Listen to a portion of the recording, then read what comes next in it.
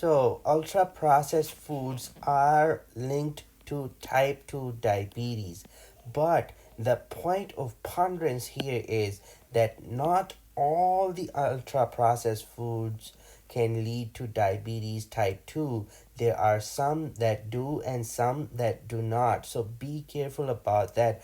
But there is a definite correlation that yes, if you're taking a lot of ultra processed food, like high total intake, then there is a risk of type 2 diabetes. So let's go over a summary of a research. I will post the link of this in the description of this video so that you can go over it. But the point is that there are certain foods which are ultra processed and they can lead to increased chances of you getting type 2 diabetes, but there are other ultra processed food that will not lead to type 2 diabetes. So read this paragraph very carefully in that regard, because for example, if you're taking a lot of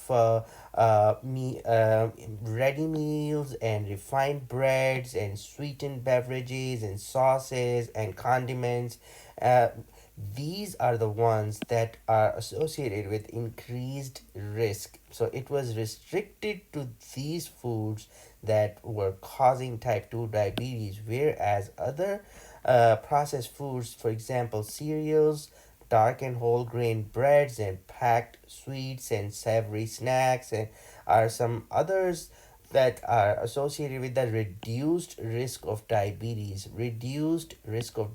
So that's how I am classifying that there are ultra processed foods that can lead to diabetes, and at the same time there are ultra processed foods that are associated with the lesser risk of diabetes. So there are definite studies both in the European education publications and in other as well that are showing that yes, the risk is from 15% to 53% depending on the level of intake of ultra processed food. So the risk of you getting type 2 diabetes from intake of ultra processed food depends on how much of you take. So at least there is a risk of 15%, and the risk can go up to 53%.